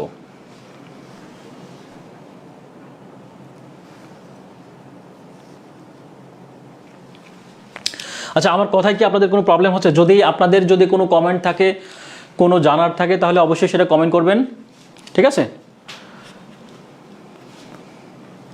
আচ্ছা, পরবর্তী প্রশ্ন একটু খেয়াল করি। 87 নম্বর প্রশ্নে বলা হয়েছে লবণ শব্দের বিশেষ্য কোনটি? লবণ শব্দের বিশেষ্য কোনটি? এটা কিন্তু 35তম বিসিএসের প্রশ্ন। খেয়াল করুন, 35তম বিসিএসের প্রশ্ন আসছে পরীক্ষাতে, লবণ শব্দের বিশেষ্য কোনটি? এটা খুবই কনফিউজিং একটা প্রশ্ন। আপনাদের অনেক সময় মনে হতে পারে যে বিসিএসের মধ্যে একটা পরীক্ষাতে অনেক সময় ভুল থাকে, প্রশ্নে কিভাবে ভুল থাকে। এটা কিন্তু হয়, হ্যাঁ।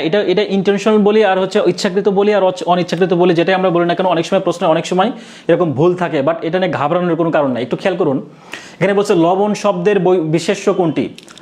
লবণ শব্দের বিশেষ্য, লবণ তো নিজে একটা বিশেষ্য, রাইট? বিশেষ্য মানে আমরা কিন্তু জানি এটা হচ্ছে বিশেষ্য, যেটা নাউন সেটা একই কথা। তাহলে এখানে বলছে যে লবণ শব্দের বিশেষ্য কোনটি? এখানে খেয়াল করুন, অপশন দেওয়া আছে নোনতা, লাবণ্য, লবণাক্ত। লবণাক্ত মানে কি? লবণাক্ত, লবণের লবণাক্ত হচ্ছে, এটা হচ্ছে যে বিশেষণ। লবণাক্তকে আমরা বিশেষণ বলতে পারি বা অ্যাডজেটিভ বলতে পারি। ঠিক একই রকম নোনতাও তাই, নোনতাও কিন্তু বিশেষণ। তাহলে লবণ শব্দের প্রশ্ন চেয়েছে হচ্ছে বিশেষ্য কি? লাবণ্য, এটা কিন্তু নাউন, বাট এটা বিশেষ্য, কিন্তু এটা কিন্তু লবণের বিশেষ্য না। আবার ললিত, এটাও একই রকম।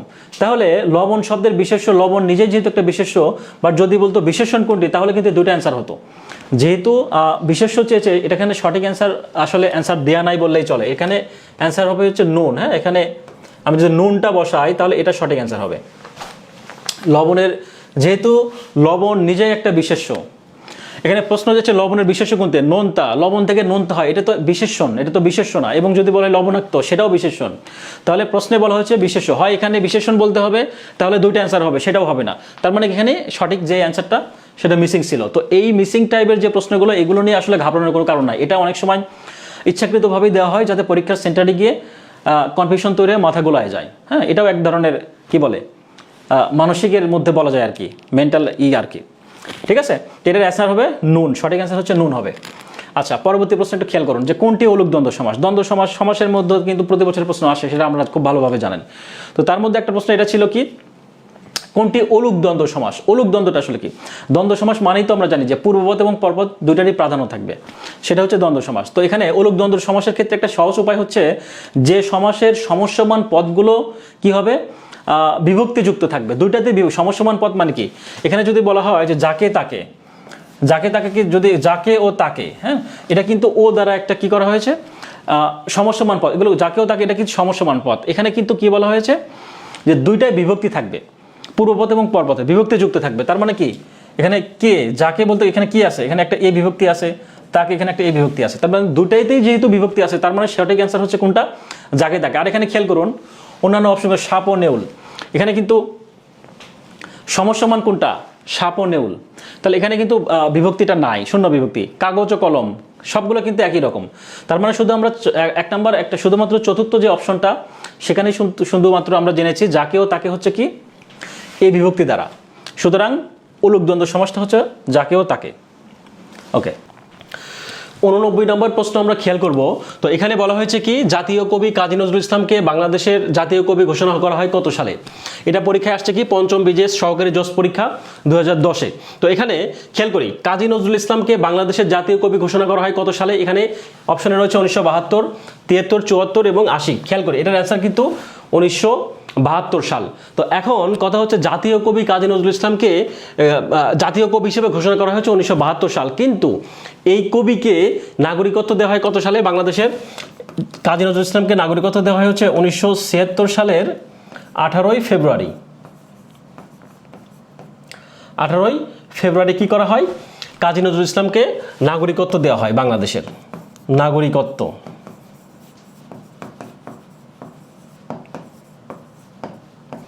তাহলে আমরা কি জানলাম, কাজী নজরুল ইসলামকে বাংলাদেশের জাতীয় কবি ঘোষণা করা হয় কত সালে, অ্যান্সার পেলাম হচ্ছে 1972 সালে।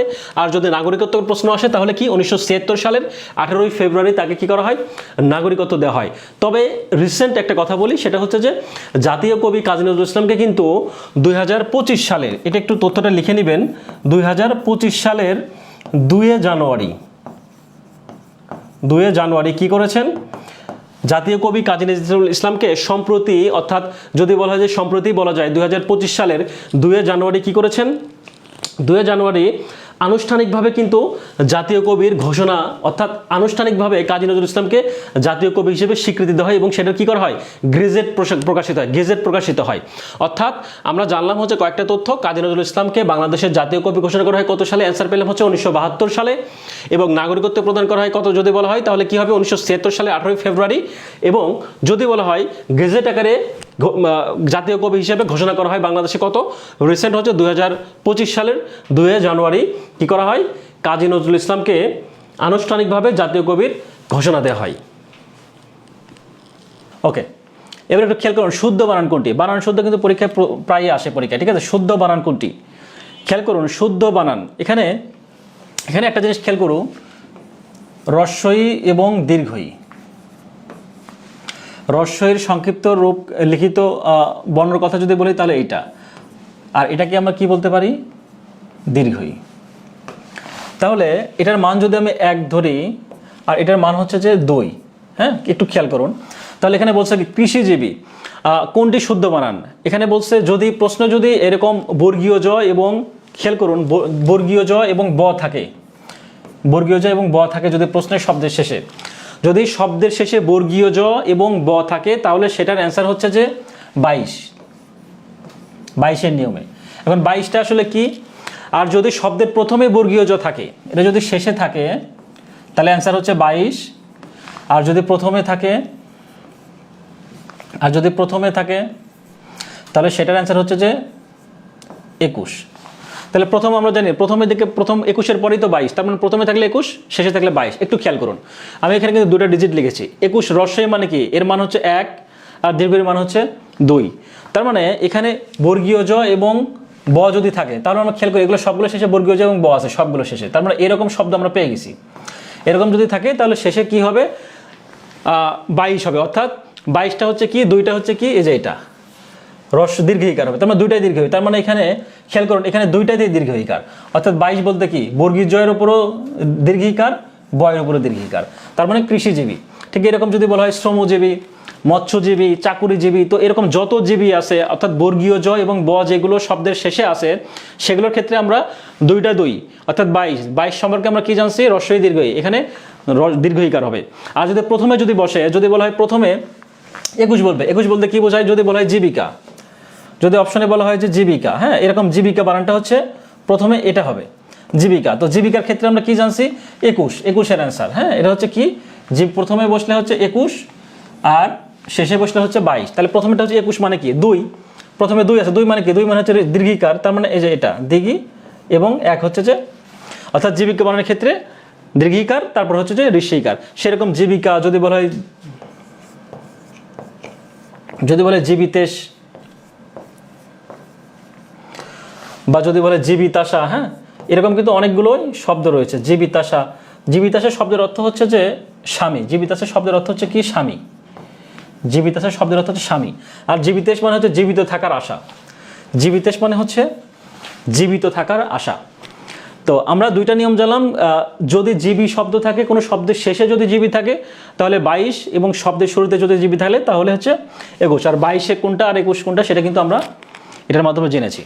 আচ্ছা নেক্সট একটু দেখব 91 নাম্বার, খেয়াল করুন, জীবন থেকে নেওয়া স্টপ জেনোসাইড লেট দেয়ার বিন, এগুলো কার, এগুলো কিন্তু খুবই গুরুত্বপূর্ণ একটা প্রশ্ন এবং ইম্পর্টেন্ট এবং খুব সহজ। জহির রায়হানের জীবন থেকে নেওয়া, এটা কিন্তু ভাষা আন্দোলন কেন্দ্রিক, জীবন থেকে নেওয়া হচ্ছে ভাষা আন্দোলন কেন্দ্রিক চলচ্চিত্র, ভাষা আন্দোলন কেন্দ্রিক চলচ্চিত্র, হ্যাঁ ভাষা আন্দোলন কেন্দ্রিক। আর স্টপ জেনোসাইডটা হচ্ছে কি, স্টপ জেনোসাইডটা হচ্ছে মুক্তিযুদ্ধ ভিত্তিক চলচ্চিত্র, এটা হচ্ছে মুক্তিযুদ্ধ ভিত্তিক, মুক্তিযুদ্ধ ভিত্তিক চলচ্চিত্র। আর ভাষা আন্দোলন ভিত্তিক চলচ্চিত্র এটা, এটা হচ্ছে ভাষা আন্দোলন ভিত্তিক, জীবন থেকে নেওয়া হচ্ছে ভাষা আন্দোলন ভিত্তিক চলচ্চিত্র, স্টপ জেনোসাইড হচ্ছে মুক্তিযুদ্ধ ভিত্তিক চলচ্চিত্র, মুক্তিযুদ্ধ ভিত্তিক প্রামাণ্য চিত্র বলা যেতে পারে এটাকে, হ্যাঁ স্টপ জেনোসাইড হচ্ছে মুক্তিযুদ্ধ ভিত্তিক, মুক্তিযুদ্ধ ভিত্তিক মুক্তিযুদ্ধ ভিত্তিক প্রামাণ্য চিত্র, হ্যাঁ প্রামাণ্য চিত্র। আচ্ছা মুক্তিযুদ্ধ প্রামাণ্য চিত্র। আর একটা শেষে যেটা রয়েছে সেটা হচ্ছে কি let there be light, let there be light হচ্ছে তার অসমাপ্ত চলচ্চিত্র, অর্থাৎ তিনি এটা অসমাপ্ত করেছিলেন, হ্যাঁ অসমাপ্ত চলচ্চিত্র, অসমাপ্ত চলচ্চিত্র, অসমাপ্ত চলচ্চিত্র। আচ্ছা ওকে, পরবর্তী প্রশ্ন একটু খেয়াল করি, যে পুরুষ বিয়ে করেছে এক কথায় প্রকাশ কি হবে, যে পুরুষ বিয়ে করেছে এক কথায় কি হবে, বিবাহিত না, আচ্ছা বিবাহিত হয় সেটাও ভুল না, ঠিক আছে, কিন্তু যে পুরুষ বিয়ে করেছে এক কথায় ক্ষেত্রে যেটা হবে সেটা হচ্ছে কৃতদার। যে পুরুষ বিয়ে করেন তার মানে অকৃতদার কে হবে, অকৃতদার হচ্ছে যে পুরুষ বিয়ে করেনি, তার বিপরীতটা, যে পুরুষ হচ্ছে বিয়ে করেনি তাকে কি বলে, অকৃতদার। আর অনুরা হচ্ছে কি, অনুরা হচ্ছে যে নারীর বিয়ে হয়নি, যে নারীর বিয়ে হয়নি, যে নারীর বিয়ে হয়নি তাকে কি বলে, অনুরা বলে, তাকে হচ্ছে অনুরা বলে। আর কুম্ভিলক হচ্ছে যে ব্যক্তি একজনের লেখা বা অন্যজনের লেখা নিজের নামে চালিয়ে দেয়, হ্যাঁ অন্যর লেখাটা নিজের নামে চালিয়ে দেয়, অন্যর লেখা সে কি করে, নিজের নামে চালিয়ে দেওয়া। তো অন্য লেখা যদি কেউ নিজের নামে চালিয়ে দেয় তাকে তো নিজের নামে চালিয়ে দেওয়া, সেক্ষেত্রে তাকে আমরা কি বলবো, তাকে বলবো হচ্ছে কুম্ভিলক, চালিয়ে দেয়া এই ব্যক্তিকে কি বলা হয়, কুম্ভিলক, কুম্ভিলক। ওকে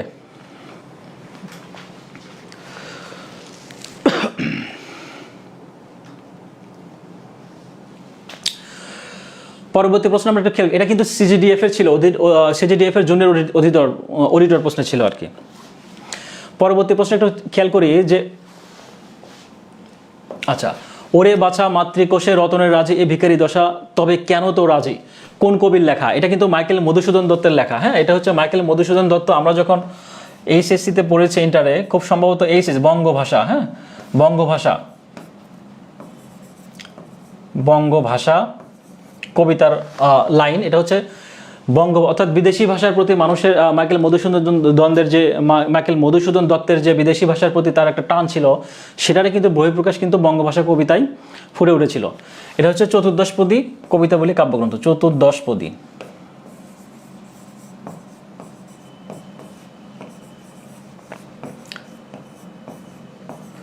চতুর্দশপদী কবিতাবলী এই কাব্যগ্রন্থ থেকেই একটা চতুর্দশপদী কবিতাবলী কাব্যগ্রন্থ থেকে নেওয়া হয়েছে।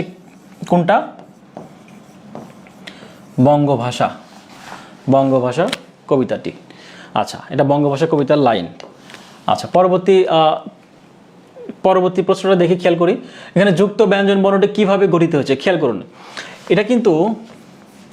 এটাকে যদি আমরা এভাবে বলি ব্যঞ্জন, হ্যাঁ ব্যঞ্জন, তো ব্যঞ্জন বানানোর ক্ষেত্রে কিন্তু ইও এবং বর্গীয় জ।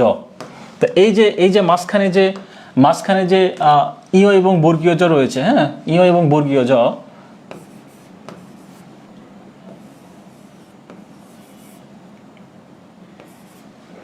আচ্ছা এটাকে আমরা ব্যঞ্জন বলতে পারি। তো ব্যঞ্জনটাকে যদি আমরা ভাঙ্গাই তাহলে ইও এবং বর্গীয় জ হয়। ইও এবং বর্গীয় জ কোথায় আছে? ইও এবং গ নাম্বারটা অ্যান্সার। আর যদি বলা হয় বিজ্ঞানের, হ্যাঁ বিজ্ঞানের ক্ষেত্রে আমরা কিভাবে জানবো? বিজ্ঞানটাকে যদি ভাঙানো হয় এটাকে কি হবে? ঠিক অপোজিটটা বর্গীয় জ যোগ ইও, এটাকে বলা হয় বিজ্ঞানের যুক্ত বর্ণের ক্ষেত্রে। ওকে, কোহিনূর পত্রিকাটি সম্পাদনা করেন কে? কোহিনূর পত্রিকা কিন্তু 1898 সালে সম্পাদনা করা হয়। কে করেছিলেন? মোহাম্মদ ইয়াকুব আলী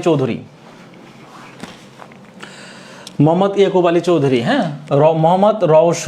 মোহাম্মদ রওশন আলী চৌধুরীর কিন্তু তার ভাই ছিল, বড় ভাইয়ের নাম ছিল কি? মোহাম্মদ রওশন আলী চৌধুরী। সেই রওশন আলী চৌধুরী যখন অসুস্থ হয়, মূলত কোহিনূর পত্রিকাটি সম্পাদনা করেছিলেন মোহাম্মদ রওশন আলী চৌধুরী। কিন্তু রওশন আলী চৌধুরী যখন অসুস্থ হয়, পরবর্তীতে তিনি তার ছোট ভাই কাকে দায়িত্ব দেন? তার ছোট ভাইয়ের নাম হচ্ছে কে ছিল? মোহাম্মদ ইয়াকুব আলী চৌধুরী। তো পরবর্তীতে তার ছোট ভাই ইয়াকুব আলী চৌধুরীকে কোহিনূর পত্রিকাটি সম্পাদনা করার দায়িত্ব প্রদান করেন। সেটা কত সালে ছিল? 1898 সালে। এটা হচ্ছে কুষ্টিয়া জেলা থেকে,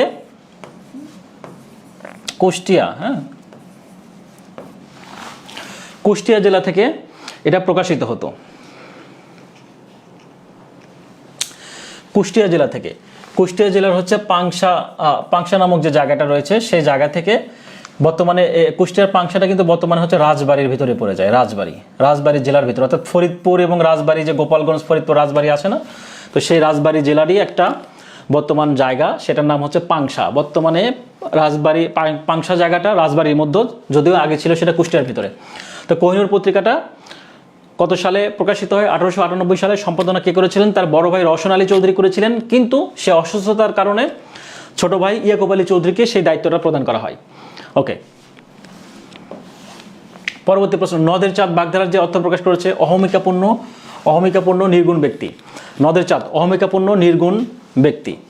আচ্ছা, পরবর্তী দাদাভাই কার ছদ্মনাম? দাদাভাই কিন্তু রোকনুজ্জামান খানের ছদ্মনাম হচ্ছে দাদাভাই। আমরা খুব ছোটবেলায় একটা কথা বলি, আমরা ছোটবেলায় কিন্তু অনেক কবিতা, অনেক গান এগুলো কিন্তু শিখতাম, জানতাম। তো আমরা অনেক সময় অনেক কবিতাই ছিল জনপ্রিয় কবিতা, যে কবিতাগুলো আসলে মুখস্থ করতাম, জানতাম, বাট আসলে ওটা সেই কবিতার লেখককে, ওই বিষয়টা কিন্তু আমরা সেভাবে বুঝতাম না বা জানতাম না।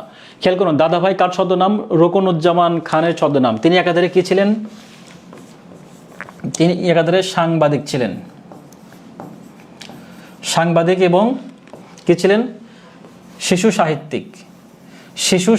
তো শিশু সাহিত্যিকের মধ্যে তিনি কিন্তু অনেক সুন্দর সুন্দর ছোটবেলার কিছু কিছু কবিতা লিখেছেন। যেরকম আমরা নিশ্চয় জানি যে হাট টিমা টিম টিম, হ্যাঁ নিশ্চয় আমাদের মনে আছে হাট টিমা টিম টিম। এটারই কিন্তু লেখক ছিলেন রোকনুজ্জামান খান, যার ছদ্মনাম হচ্ছে দাদাভাই নামে পরিচিত। তো হাট টিমা টিম টিম, তারা মাঠে পারে ডিম, এরকম কিন্তু আমরা কবিতা পড়েছি। যদিও হাট টিমা টিম নামে কোনো প্রাণী নাই বা এরকম ডিমও নাই, তারপরেও কিন্তু এটার ক্রিয়েটর তিনি হচ্ছে রোকনুজ্জামান খান। কিংবা আরও কিছু কবিতা ছিল এরকম জনপ্রিয়, সেটা হচ্ছে কি খোকন খোকন ডাকপারি। হ্যাঁ, খোকন ডাকপারি, খোকন মোদের কারবারি, এরকম একটা ছিল না? তারপর কি খোকন খোকন ডাক পারি, খোকন মোদের কার বাড়ি, আরে খোকন ঘরে হাই। হ্যাঁ, তো এই কবিতাটা কে লিখেছিলেন? সেটা হচ্ছে রুকনুজ্জামান খান, তার ছদ্মনাম হচ্ছে দাদা ভাই। তিনি মূলত শিশু সাহিত্যিক এবং সাংবাদিক দুইটা নামেই পরিচিতি লাভ করেছিলেন। ওকে, পরবর্তী প্রশ্ন একটু খেয়াল করি। কণিকা শব্দের মূর্ধন্য কোন নিয়মে বসেছে? কণিকা, এটা কিন্তু আমরা খুব বহুল একটা পরিচিত বিষয়, উপসর্গের একটা গুরুত্বপূর্ণ বিষয় কিন্তু আমরা জেনেছি যে অনেক বিষয় কোনো নিয়ম মানে না, সেগুলো কি করতে হতো? মুখস্থ করতে হতো। তো কণিকা শব্দের মূর্ধন্য কোন নিয়ম হচ্ছে? এটা খুব স্বভাবতই মূর্ধন্য বসেছে, কণিকা ক্ষেত্রে স্বভাবতই মূর্ধন্য বসেছে। তো স্বভাবতই মূর্ধন্য এরকম আর কি কি শব্দ রয়েছে এগুলো একটু আমরা খেয়াল করব। আচ্ছা, যদি বলা হয়, এগুলো কিন্তু অনেকের মুখস্থ আছে আপনাদের, হ্যাঁ, চাণক্য,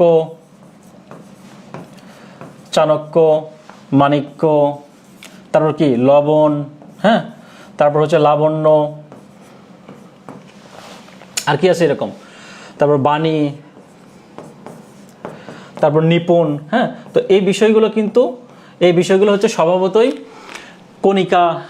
তো এই বিষয়গুলো স্বভাবতই মূর্ধন্য বসেছে। এরকম অনেকগুলো বর্ণ রয়েছে, যেগুলো শব্দ রয়েছে, যেগুলোর ক্ষেত্রে আসলে কোনো নিয়ম মানে না, স্বভাবতই মূর্ধন্য বসেছে। ওকে, 99 নম্বর, নারী এবং শিরা। নারী অর্থ মানে কি? খেয়াল করুন, নারী বানানটা একটু খেয়াল করুন। কয়েকটা বিষয় খুব কনফিউশন তৈরি, একটা হচ্ছে যে নারী, আর একটা হচ্ছে নারী, আর একটা হচ্ছে নারী। এই তিনটা উচ্চারণগত এক জায়গা হলেও কিন্তু এগুলো কিন্তু ভিন্ন ভিন্ন অর্থ প্রকাশ পায়, এগুলো সবগুলো আলাদা আলাদা অর্থ প্রকাশ পায়। নারী, প্রথম নারী মানে যে নারীটা রয়েছে সেটা কিন্তু আমরা জানি যে নারী ভুঁড়ি, তারপর কি নারী নক্ষত্র, পেটের বলে না যে নারী ভুঁড়ি, যে বিষয়গুলো রয়েছে আর কি, সেটা এই নারী মানে হচ্ছে যে পেটের ভিতরে যেটা থাকে সেটার কথা বলা হয়েছে নারী। হ্যাঁ, পেটের ভিতরে যে অংশটা, নারী ভুঁড়ি। হ্যাঁ, ওকে। আর এই নারী মানে হচ্ছে কি, এই নারী সব প্রশ্ন আসছে কিন্তু নারী অর্থ শিরা। হ্যাঁ, বা এটা হচ্ছে কি শিরা, নারী মানে আমরা কি জানি? শিরা। হ্যাঁ, কিন্তু এই নারী অর্থ কি? দন্ত নয়াকার, রয়ের রস্বইকার। এই নারী অর্থটা হচ্ছে কি? পানি, স্ত্রীলোক নাকি? স্ত্রীলোক কিন্তু আমরা জানি কি, এই নারী মানে হচ্ছে স্ত্রীলোক, যেটা হচ্ছে যে রয়ে দীর্ঘইকার, সেটার অর্থ হচ্ছে স্ত্রীলোক, মেয়েদেরকে বোঝানো হয় বা স্ত্রীদেরকে বোঝানো হয়। বাট এই নারী মানে হচ্ছে পারি না, পারি না। এই নারী অর্থ হচ্ছে কি? পারি না, পারি না। তো যদি বলা হয় যারে দেখতে নারী তার চলন বাঁকা, একটা কথা আছে না যে যারে দেখতে নারী তার চলন বাঁকা, একটু খেয়াল করুন। যদি বলা হয় যারে দেখতে নারী, বানানটা একটু খেয়াল করতে হবে। হ্যাঁ, যারে দেখতে নারী তার চলন বাঁকা। তো এখানে কিন্তু একটা বিষয় লক্ষণীয় বিষয়, সেটা হচ্ছে যারে দেখতে নারী, এই নারীটা কিন্তু আসলে কোন নারী? এই নারীটা মানে হচ্ছে কিন্তু শিরাও না, আবার হচ্ছে স্ত্রীলোকও না। এই নারী মানে হচ্ছে পারি না, অর্থাৎ যারে দেখতে পারি না, এই নারীর অর্থ হচ্ছে পারি না, আমি কি দেখতে পারি না, পারি না, অর্থাৎ যারে দেখতে পারি না তার চলন বাঁকা, অর্থাৎ যাকে দেখতে পারে না তাদের কোনো কিছু কিন্তু মানুষের ভালো লাগে না, চলন বাঁকা। হ্যাঁ, এটাই অর্থ প্রকাশ পাচ্ছে আর কি মূলত। ওকে, পরবর্তী 100 নম্বর প্রশ্ন একটু খেয়াল করি। বাংলা ভাষায় বহুল প্রচলিত অভিধান চলন্তিকা এর প্রণেতাকে? পরিবার পরিকল্পনা মন্ত্রণালয়ের অধিদপ্তরের পরিদর্শিকা 2018-তে আসছিল। এর অ্যান্সার কি হবে? বাংলা ভাষায় বহুল প্রচলিত অভিধান চলন্তিকা এর প্রণেতা হচ্ছে যে রাজশেখর বসু। চলন্তিকা প্রণেতা এটা হচ্ছে রাজশেখর বসু। এটা হচ্ছে 1937 সালে প্রকাশিত হয়। 1937 সালে কি হয়? চলন্তিকা বসু প্রচলিত যে অভিধানটা রয়েছে সেটা হচ্ছে প্রকাশিত হয়। হ্যাঁ, প্রকাশিত হয়। তো রাজশেখর বসু কিন্তু একটা ছদ্মনাম ব্যবহার করতেন, সেটা হচ্ছে পরশুরাম। রাজশেখর বসু হচ্ছে পরশুরাম। আচ্ছা, পরশুরাম।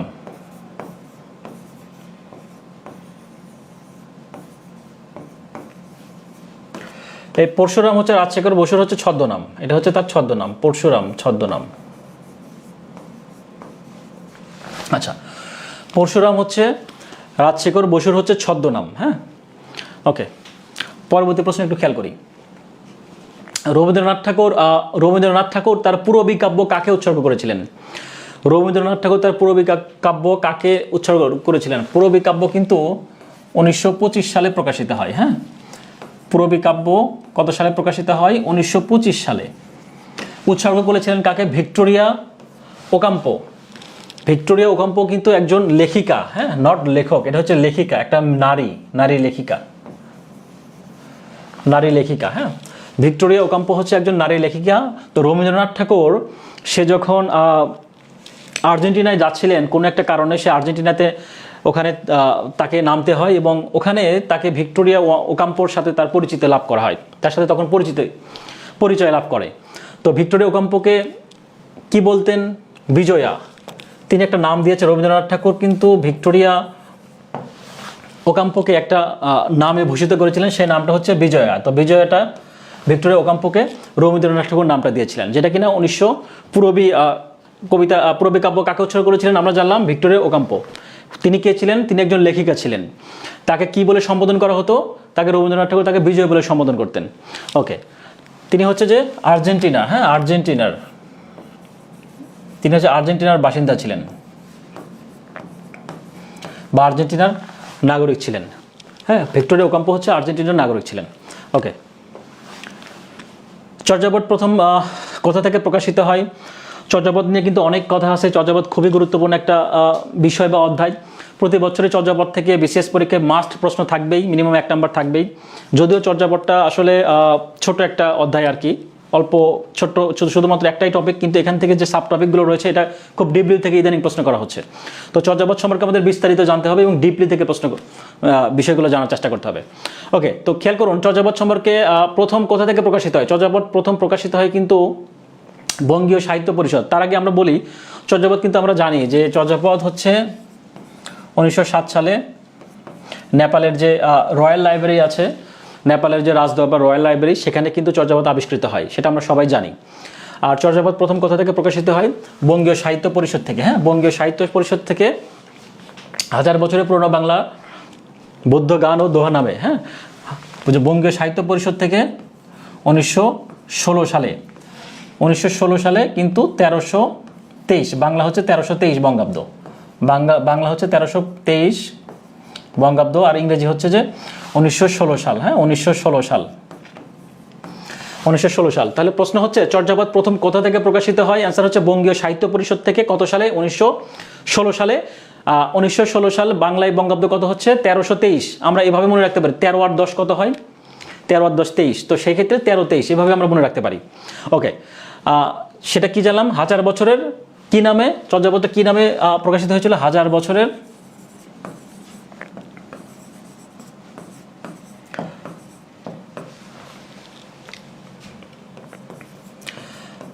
বছরের পুরনো বৌদ্ধ গান ও দোহা।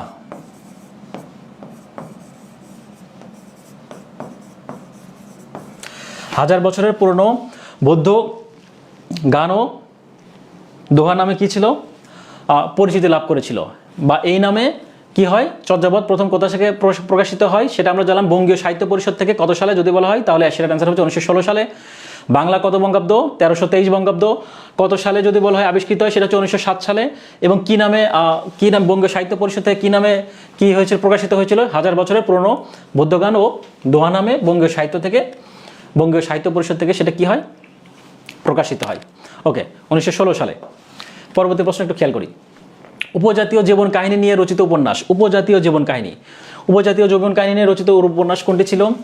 কর্ণফুলী। কর্ণফুলীটা কে লিখেছে? এটা হচ্ছে 1962 সালে প্রকাশিত হয়। 1962 সালে প্রকাশিত হয় আলাউদ্দিন আল আজাদ, হ্যাঁ।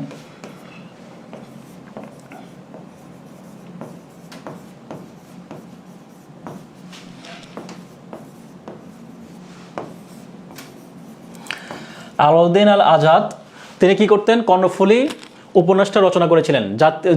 উপজাতীয় জীবন কাহিনী নিয়ে রচিত উপন্যাসের নাম হচ্ছে কর্ণফুলী, যেটা আসলে চাকমাদের, উপজাতীয় বলতে এটা চাকমাদের জীবন কাহিনী ছিল, হ্যাঁ, মূলত চাকমাদের জীবন কাহিনী নিয়ে রচিত উপন্যাস হচ্ছে কর্ণফুলী। আলাউদ্দিন আল আজাদ তিনি লিখেছিলেন, 1962 সালে প্রকাশিত করা হয় এবং এটা মূলত চাকমা ভাষায়, হ্যাঁ, কিছু অংশ চাকমা ভাষায় লেখা হয়, হ্যাঁ, কিছু অংশ আচ্ছা, চাকমা ভাষায় কিছু অংশ লেখা হয়। ওকে, চাকমা ভাষায় লেখা হয় কিছু অংশ। পরবর্তী প্রশ্ন একটু খেয়াল করি। কোন কবি ধর্মমঙ্গল কাব্যের প্রণেতা? এটা কিন্তু প্রাচীন যুগ থেকে আসছে, মধ্যযুগের কিন্তু একটা প্রশ্ন। এটা কোন কবি ধর্মমঙ্গল কাব্যের প্রণেতা? এর অ্যান্সার হচ্ছে কি রূপরাম চক্রবর্তী। তো ধর্মমঙ্গল কাব্যের যদি আদি কবি বলা হয় সেটা হচ্ছে আদি কবিকে, ধর্মমঙ্গল কাব্যের হচ্ছে আদি কবি হচ্ছে ময়ূর ভট্ট। আদি কবির নাম হচ্ছে ময়ূর ভট্ট। আদি কবির নাম হচ্ছে ময়ূর ভট্ট। ধর্মমঙ্গল কাব্যের আদি কবি হচ্ছে ময়ূর ভট্ট। তো ধর্মমঙ্গল কাব্যের প্রণেতা কে ছিলেন? রূপবান চক্রবর্তী। এবং ধর্মমঙ্গল কাব্যের কিন্তু দুইটা কাহিনী ছিল। একটা হচ্ছে যে রাজা হরিশ্চন্দ্রের কাহিনী, আর একটা হচ্ছে রাজা লাউ সেনের কাহিনী। হ্যাঁ, রাজা হরিশ্চন্দ্রের কাহিনী। রাজা হরিশ্চন্দ্র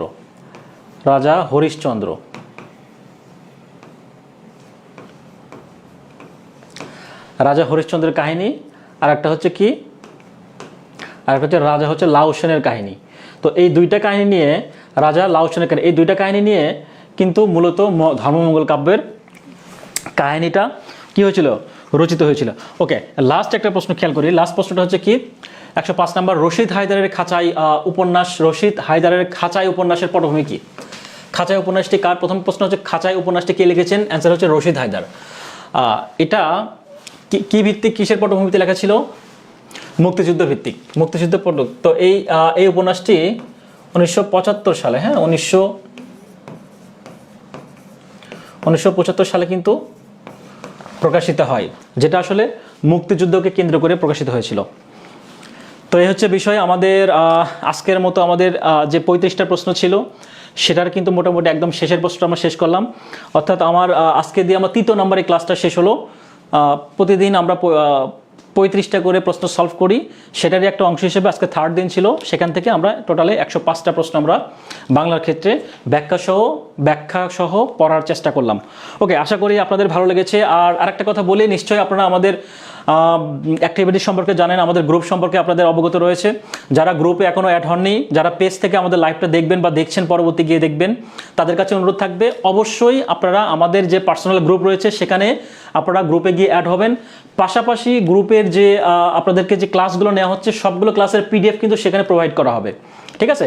এবং একটা জিনিস মাথায় রাখবেন যে ফ্রি জিনিস কিন্তু অনেকের কাছে মনে হয় যে না, এটা মনে হয় আহামরি কিছু না। হ্যাঁ, তো এই প্রশ্নগুলো কিন্তু সবগুলোই বাছাইকৃত এবং আমাদের যারা স্যার রয়েছেন অন্যান্য তারা সবাই কিন্তু অনেক অভিজ্ঞ। শুধু একটা কথা বলবো যে একটা সময় গিয়ে যখন আপনি সবগুলো ক্লাস করবেন তারপরে কিন্তু আপনি ফিল করবেন যে আসলে আপনি কতটা বেনিফিটেড লাভ হয়েছেন আর কি। এবং আমাদের যে প্রশ্নগুলো তৈরি করা হচ্ছে মোটামুটি 4000 প্রশ্ন, যে চারটা বিষয়ের যে 4000 প্রশ্ন তৈরি করা হবে সেটা কিন্তু বই আকারে প্রকাশ করা হবে। তো আমাদের কাছে এখন হয়তো অনেকের কাছে কিছু মনে হচ্ছে না, মনে হচ্ছে এটা একটা নর্মাল বিষয়, ফ্রি, সবাই যেরকম প্ল্যাটফর্মগুলোতে ক্লাস নেয় সেরকম একটা ফ্রি প্ল্যাটফর্ম, এটা মোটেও কিন্তু সেরকম না। একটা সময় এমন হতে পারে আমাদের যখন এই ক্লাসগুলো বা এই প্রশ্নগুলো নিয়ে যখন বই আকারে তৈরি করা হবে, যখন বাজারে আসবে, তখন আপনাদের কাছে কিন্তু অনেক কিছু মনে হবে যে বই আকারে যখন টাকা দিয়ে কিনে নিব তখন সেটা আমাদের মূল্যায়ন করা হয়। বাট আমরা যে ফ্রি সার্ভিস দিচ্ছি, ফ্রির মাধ্যমে আপনাদের সবগুলো বই তৈরি করার আগে যে আপনাদেরকে সুন্দরভাবে সেই বিষয়গুলো আমরা প্রোভাইড করছি একটা পার্সোনাল গ্রুপের মাধ্যমে, যেগুলো আসলে শুধুমাত্র একটাই উদ্দেশ্য যে আপনারা আপনাদের সামনে যে পরীক্ষাগুলো আছে, বিশেষ করে হেড টিচার বলি, বিসিএস বলি বা নিবন্ধন সামনে আসতেছে, তো সবগুলো পরীক্ষার জন্য কিন্তু এই যে প্রশ্নগুলো আমরা ব্যাখ্যা সহকারে পড়তেছি খুবই গুরুত্বপূর্ণ। এবং আশা করি যে কোনো চাকরির প্রতিযোগিতামূলক চাকরির পরীক্ষায় মোটামুটি 70 থেকে 80% বা 70 থেকে 80% কাভার করবে বলে আমাদের ধারণা বা আমাদের বিশ্বাস। তো যাই হোক, আজকে এই পর্যন্ত থাকবেই, পরবর্তী ক্লাসে দেখা হবে। আর আমার ক্লাস আপনারা নিশ্চয় জানেন, যেহেতু আমি বাংলা ক্লাস হিসেবে আছি, মেন্টর হিসেবে রয়েছি, তো বাংলা ক্লাসটা মূলত 3 দিন হবে সপ্তাহে। সেটা হচ্ছে রবি, মঙ্গল এবং বৃহস্পতি। তো আজকে মঙ্গলবারে ক্লাসটা ছিল, তো নেক্সট ক্লাস ইনশাআল্লাহ বৃহস্পতিবারে দেখা হবে ঠিক সন্ধ্যা 6:30। তো ততদিন পর্যন্ত ভালো থাকবেন, সুস্থ থাকবেন, ইনশাআল্লাহ পরবর্তী ক্লাসে আবার দেখা হবে। আসসালামু আলাইকুম রহমতুল্লাহ।